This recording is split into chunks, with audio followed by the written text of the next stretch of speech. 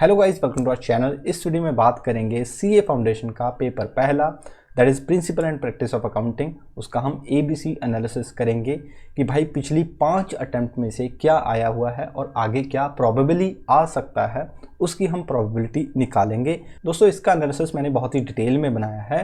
देने को तो मैं आपको सीधी फाइल दे सकता हूँ, लेकिन किस टॉपिक में से क्या आता है और क्या आ सकता है वो मैं आपको साथ साथ बताऊंगा, तभी आपको पता चलेगा। तो वीडियो को पूरा देखना, तभी आपको समझ आएगा। तो आइए शुरू करते हैं।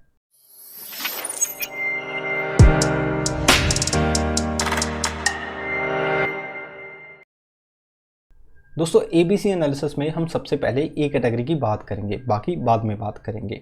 अगर चैप्टर 1 की बात करें, दैट इज थ्योरेटिकल फ्रेमवर्क, तो यूनिट 2 से लेकर यूनिट 5 के ए कैटेगरी के क्वेश्चन हैं। जैसे अभी रिसेंट एग्जामिनेशन में दिसंबर में आपका यूनिट 5 में say that is contingent asset contingent liability का क्वेश्चन आया था। ठीक है, डिफरेंस का क्वेश्चन आया था, थ्योरी क्वेश्चन आया था। थ्योरी क्वेश्चन ही आते हैं इसमें। ठीक है, कॉन्सेप्ट की अगर बात करें तो आपको 2 कॉन्सेप्ट कोई भी पूछ सकते हैं, 2-2 मार्क्स के, या मैचिंग कॉन्सेप्ट, अक्रूवल कॉन्सेप्ट, कोई भी कॉन्सेप्ट पूछ सकते हैं, आपको वो तैयार कर लेना है। देखिए, अगर बात करें ग्लॉसरीज की, तो ग्लॉसरी जो है वो आपको जनवरी 21 में भी आया था, दिसंबर 21 में भी आया था। इसमें से पूछ ली जाती हैं, आपको 4 ग्लॉसरीज पूछ ली जाती हैं। जैसे फ्लोटिंग चार्ज क्या होता है, एसेट्स क्या होते हैं, लायबिलिटी क्या होता है, ये पूछ लिया जाता है। आपने क्या करना है भाई, आप पूरी ग्लॉसरीज की लिस्ट को मगअप करें। इतना तो पॉसिबल नहीं हो सकता, लेकिन आपको MTP, RTP, previous question paper, इनमें से जो भी ग्लॉसरीज पूछी जाती हैं उनको तैयार कर लेना, ये आपके लिए सफिशेंट होगी। ठीक है, और रेवेन्यू और कैपिटल एक्सपेंडिचर की बात करें, इसमें से ट्रू और फॉल्स में भी पूछा जाता है, उसकी बात हम बाद में करेंगे। लेकिन रेवेन्यू और कैपिटल एक्सपेंडिचर का जो थ्योरी क्वेश्चन है डिफरेंस का, वो कभी कभार आ जाता है 4 नंबर का। 4 मार्क्स से ज़्यादा नहीं पूछा जाता, हर एक अटेम्प्ट में 4 मार्क्स का आता है, इसलिए इसको एक कैटेगरी में डाल रखा है। आपको ये डेफिनेटली तैयार करना है, क्योंकि ये 20 से 25 मिनट में आपको तैयारी करवा देगा और आपकी पॉकेट में 4 मार्क्स आ जाएंगे। आगे अगर बात करें यूनिट 6 से लेकर यूनिट 9 तक, भाई आज तक कुछ भी नहीं आया, तो आगे क्या ही आएगा, तो ये आप छोड़ सकते हो। ठीक है, आगे चैप्टर 2 की बात करें, that is accounting process. Accounting process में आपको यूनिट 6 जो रेक्टिफिकेशन ऑफ एरर है, ये ए कैटेगरी का है, ये आपने कर जाना है। जैसे जनवरी 21 में ये 10 मार्क्स का आया था, यहाँ पर भी 10 मार्क्स का, यहाँ पर 5 मार्क्स का, और रीसेंट जो आपकी अटेम्प्ट थी दिसंबर 22 की, उसमें भी ये 10 मार्क्स का क्वेश्चन आया था। मई 22 में ये नहीं आया था। दोस्तों, रेक्टिफिकेशन ऑफ एरर आपने बिल्कुल भी किसी भी कीमत पर छोड़कर नहीं जाना। इसमें से 10 मार्क्स का क्वेश्चन आपको मिल सकता है अपकमिंग अटेम्प्ट के लिए। आगे बात करें बैंक रिकंसिलिएशन स्टेटमेंट में, दोस्तों बीआरएस में जो है वो हर एक अटेम्प्ट में क्वेश्चन आता है। चाहे जनवरी 21 की बात करें, जुलाई 21 में, दिसंबर 21 में 10 मार्क्स का आया, फिर 5 का आया, फिर 10 का आएगा, हर एक अटेम्प्ट में आता है। और अगर ट्रेंड की बात करें, देखिए यहाँ पर 5 नंबर का आया, यहाँ पर 10 का आया, फिर 5 का आया, फिर 10 का आया। इस अटेम्प्ट में ये हो सकता है 5 नंबर का आएगा, लेकिन आएगा ज़रूर। भाई इसको आपने किसी भी कीमत पर छोड़कर नहीं जाना, बहुत ही छोटा सा टॉपिक है। अगर आपको ये टॉपिक नहीं आता तो डिस्क्रिप्शन में लिंक दे दूंगा, 45 मिनट की वीडियो है, वो जाकर आप देख लेना। वीडियो पुरानी है, लेकिन आपको ईजी से समझ आ जाएगा, बहुत ही मोस्ट इंपॉर्टेंट टॉपिक है। आगे बात करें इन्वेंट्री की, दोस्तों इन्वेंट्री जो है वो 5 नंबर से आपको ज़्यादा पूछा नहीं जाता। हर एक अटैम्प्ट में 5 से ज़्यादा नंबर ये नहीं आता, लेकिन हर एक अटैम्प्ट में आता है। या 5 नंबर में आया था, या 5 नंबर में आया था, दिसंबर में ये 4 मार्क्स में आया था, फिर मई 22 में आपको यहाँ 5 नंबर में आया था। अभी जो रीसेंट अटैम्प्ट गई थी दिसंबर 22 की, उसमें ये नहीं आया, लेकिन अगली अटैम्प्ट में ये डेफिनेटली आएगा और 5 नंबर में आएगा। ठीक है, बहुत ही छोटा सा टॉपिक है, आपका 20 से 25 मिनट लगेगा, लेकिन ये इन्वेंट्री टॉपिक बहुत ही इंपॉर्टेंट टॉपिक है और बैठे बैठाए आपको 5 नंबर दे देगा। आगे बात करें भाई डेप्रिसिएशन। डेप्रिसिएशन भी बैंक रिकंसिलिएशन स्टेटमेंट की तरह भाई मोस्ट इंपॉर्टेंट टॉपिक है, हर एक अटेम्प्ट में क्वेश्चन आता है। देखिए जनवरी 21 में देखिए यहाँ पर 10 आया था, यहाँ पर 4 मार्क्स का आया था, यहाँ पर 5 मार्क्स का आया था, 10 का आया था, और यहाँ पर 9 मार्क्स का ये क्वेश्चन आया था। बहुत ही इजी टॉपिक है, हम 11th में भी करते हैं और यहाँ भी करना बनता है भाई। बहुत ही इजी टॉपिक है, मज़े से आपको 10 नंबर दिला जाएगा और ये हर एक अटैम्प्ट में आता है, आपको ये बिल्कुल भी छोड़कर नहीं जाना है। डेप्रिसिएशन डेफिनेटली आएगा आएगा आएगा। आगे अगर बात करें एक कैटेगरी की, तो भाई हम बात करते हैं अकाउंटिंग फॉर स्पेशल ट्रांजैक्शन की। देखिए स्पेशल ट्रांजैक्शन में एक कैटेगरी की बात करें, sale of goods of approval basis, ये आपको 5 नंबर से ज़्यादा नहीं पूछा जाता, क्योंकि रीसेंट अटैम्प्ट में ये नहीं आया, तो आपको अभी करना बनता है। 5 नंबर का आपको डेफिनेटली देखने को मिल जाएगा।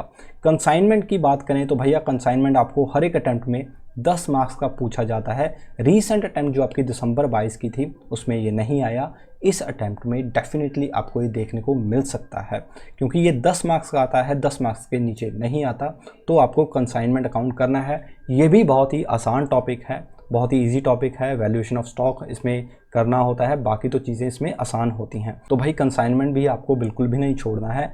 बाकी अगर बात करें एवरेज ड्यू डेट की, दोस्तों एवरेज ड्यू डेट भी यहाँ पर एक कैटेगरी का है। 5 नंबर का क्वेश्चन है, डेफिनेटली आ सकता है।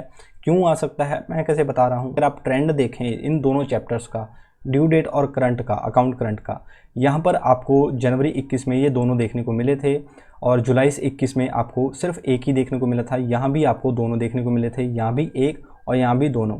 और अगर अभी अटेम्प्ट की बात करें जो आपकी आने वाली है जून 23 में, तो यहाँ पर आपको एक देखने को मिल सकता है। प्रोबेबिलिटी ऐसी हो सकती है कि भाई आपको एक देखने को मिले, क्योंकि पास्ट ट्रेंड यही बोलता है। और किस में से देखने को मिल सकता है, आपको एवरेज ड्यू डेट में से देखने को मिल सकता है। तो एवरेज ड्यू डेट 5 नंबर का आपको क्वेश्चन देखने को मिल सकता है, तो ये आपको छोड़कर नहीं जाना है। दोस्तों आगे बात करें फाइनल अकाउंट्स की। फाइनल अकाउंट्स की पिछली 4 अटेम्प्ट में से क्वेश्चन पूछा गया है, तो ये अपने आप में इंपॉर्टेंट बन जाता है। हाँ, दिसंबर में आपको ये 10 मार्क्स का पूछा गया था, मई में 20 मार्क्स का, फिर 15 मार्क्स का, फिर 15 मार्क्स का पूछा गया था, तो ये अपने आप में इंपॉर्टेंट बन जाता है। लेकिन दोस्तों इसमें आपको एक मज़ेदार बात बताऊँ कि मई 22 में और दिसंबर 21 में आपको मैन्युफैक्चरिंग अकाउंट भी पूछा जा चुका है।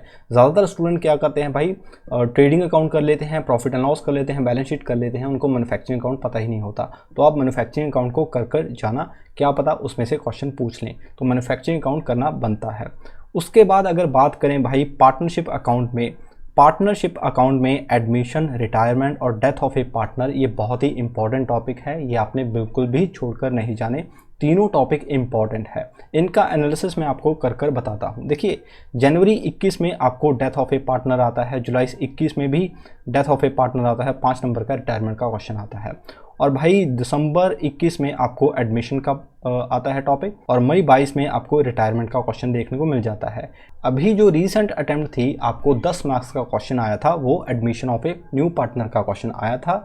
अभी जो आने वाली अटेम्प्ट में उसमें प्रोबेबली आपको या तो रिटायरमेंट से आएगा या डेथ में से आएगा, ये तभी मैंने ए कैटेगरी का इसको बनाकर रखा है। बाकी ऊपर का जो है वो बी कैटेगरी का टॉपिक है, आपने उसको कर लेना है, ठीक है। दोस्तों आगे अगर बात करें financial statement of not for profit organisation, दोस्तों ये बहुत ज़्यादा इंपॉर्टेंट टॉपिक है।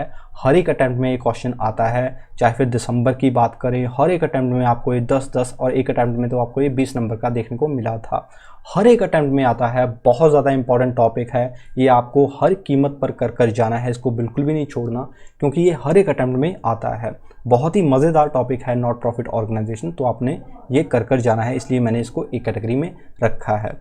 दोस्तों आगे अगर कंपनी अकाउंट्स की बात करें, यूनिट 2 की इशू, फॉरफीचर और रीइशू ऑफ शेयर, दोस्तों ये हर एक अटैम्प्ट में आता है, 15 मार्क्स का आता है। ऐसी कोई भी अटैम्प्ट नहीं गई जिसमें ये नहीं आया, हर एक अटैम्प्ट में आता है। बहुत ज़्यादा इंपॉर्टेंट टॉपिक है, और मेरे हिसाब से ऐसा कोई भी टॉपिक नहीं है जिसमें 15 मार्क्स का हर एक अटैम्प्ट में आए। तो ये आपने कर जाना है, हर हाल पर कर जाना है, इसको नहीं छोड़ना। तो ये ए कैटेगरी का टॉपिक है। दोस्तों इसी के साथ हमारे ए टॉपिक के चैप्टर्स जो हैं वो ख़त्म होते हैं। आगे बात करें दोस्तों ट्रू और फॉल्स की, ट्रू और फॉल्स आपको देखने को मिल जाएंगे, हर एक अटैम्प्ट में आते हैं। 6 ट्रू फॉल्स होते हैं, 2 नंबर का एक होता है, 12 मार्क्स के आपको ट्रू फॉल्स देखने को मिलेंगे। लेकिन इनकी जो कवरेज होती है वो सभी चैप्टर में से होती है, तो किस चैप्टर में से आपको ये पूछ लें भाई कुछ भी नहीं पता। ज़्यादातर ट्रू फॉल्स दोस्तों आपको यहाँ पर कैपिटल और रेवेन्यू एक्सपेंडिचर में से देखने को मिलते हैं, तो ये आपने किसी भी कीमत पर छोड़कर नहीं जाना। तो इसी के साथ दोस्तों ए कैटेगरी के टॉपिक आपके ख़त्म होते हैं। अब हम बी और सी कैटेगरी को निपटाएंगे। दोस्तों मीनिंग एंड स्कोप की मैंने आपको बात कर दी थी, यूनिट 6 से 9 की भी मैंने बात कर दी थी। अकाउंटिंग प्रोसेस की अगर बात करें दोस्तों, कभी कभार आपको लेजर में से देखने को मिल जाता है क्वेश्चन, आपको सिचुएशन दी जाएगी कि इनकम निकालिए, कैश निकालिए, ऐसे क्वेश्चन आपको आउट ऑफ बॉक्स पूछ लिए जाते हैं, लेजर अकाउंट बनाने को कहा जाता है। ट्रायल बैलेंस में भी कभी कभार क्वेश्चन आ जाता है। ट्रायल बैलेंस की अगर बात करें, जैसे दिसंबर 21 में और मई 22 में आपको 4 से 5 नंबर का क्वेश्चन देखने को मिल गया था। इसमें आपको ऐसा पूछा जाता है कि आपको ट्रायल बैलेंस दे दिया जाएगा, एक इनकरेक्ट ट्रायल बैलेंस होगा, इसको सही बनाने को आपको बोला जाएगा। और दोस्तों सब्सिडरी बुक की बात करें तो एक अटैम्प्ट में जुलाई 21 में ये आपको सब्सिडरी बुक में भी देखने को मिला था। इसमें परचेज बुक पूछी गई थी, 10 मार्क्स का क्वेश्चन आया था, लेकिन इसके बाद ये क्वेश्चन कभी नहीं आया। कैश बुक की अगर बात करें दोस्तों, कैश बुक भी आपका बी कैटेगरी का टॉपिक है, क्योंकि रीसेंट 2 अटैम्प्ट में ये 5-5 मार्क्स का क्वेश्चन आपको पूछा गया था और इन दोनों अटैम्प्ट में आपको ट्रिपल कॉलम कैश बुक पूछी गई थी। तो ये अपने आप में इंपॉर्टेंट बन जाता है, आ भी सकता है नहीं भी आ सकता है, तो ये आपने बिल्कुल भी छोड़कर नहीं जाना। आगे अगर बात करें दोस्तों बिल्स ऑफ एक्सचेंज, दोस्तों बिल ऑफ एक्सचेंज आपको बी कैटेगरी का देखने को मिलता है, क्योंकि अभी अभी रीसेंट अटैम्प्ट में ये 15 मार्क्स का आया था। इससे पहले आपको दिसंबर 21 में ये 10 मार्क्स का देखने को मिला था। तो इसके बाद मुझे नहीं लगता कि अभी जो आपके जून में अटैम्प्ट है इसमें ये आएगा, मुझे नहीं लगता है, ये मेरा ऐसा अनुमान है। इसके अलावा करंट अकाउंट का जो मैंने आपको बता दिया था ऑलरेडी, तो बाकी तो मैंने सब कुछ कर दिया था। पार्टनरशिप में एक टॉपिक रह गया था अपना, इंट्रोडक्शन ऑफ पार्टनरशिप अकाउंट्स और ट्रीटमेंट ऑफ गुडविल। दोस्तों ट्रीटमेंट ऑफ गुडविल की अगर बात करें तो ये दिसंबर में भी आया था, मई में भी आया था और दिसंबर 21 में भी आपको देखने को मिला था। तो ये आ सकता है, डेफिनेटली कैटेगरी ए का टॉपिक है। इसमें से आपको वैल्यूएशन ऑफ गुडविल की बात पूछी जा सकती है कि सुपर प्रॉफिट से गुडविल निकालें, तो ऐसा क्वेश्चन आपको देखने को मिल सकता है। अब दोस्तों मैं अगर आपको कंसाइज में बताऊं, अगर आप इशू फॉर फ्यूचर कर लेते हो तो 15 मार्क्स आपको यहाँ से मिल जाएंगे, एनपीओ कर लेते हो 10 मार्क्स आपको यहाँ से मिल जाएंगे, और अगर पार्टनरशिप के तीनों टॉपिक कर लेते हो पूरी पार्टनरशिप तो 15 मार्क्स आपको यहाँ पर देखने को मिल जाएंगे। तो आप पास तो यहीं पर हो सकते हो, 40 मार्क्स तो आपको यहाँ से ही मिल जाएंगे, लेकिन आपको बाकी चैप्टर्स भी करने हैं जिससे आपका एग्रीगेट भी अच्छा बनेगा और आप एग्रीगेट में से पास हो जाओगे। तो ये था दोस्तों complete ABC analysis of paper 1। उम्मीद है आपको अच्छा लगा होगा। और हाँ दोस्तों, इस फाइल का लिंक आपको डिस्क्रिप्शन में मिल जाएगा या फिर आप इंस्टाग्राम पर मेरे से ले सकते हो। तो उम्मीद है आपको वीडियो अच्छी लगी होगी। वीडियो अच्छी लगी हो वीडियो को लाइक कीजिए, चैनल को सब्सक्राइब कीजिए और इसी के साथ मिलते हैं नेक्स्ट वीडियो में। Thank you so much, stay tuned for more videos.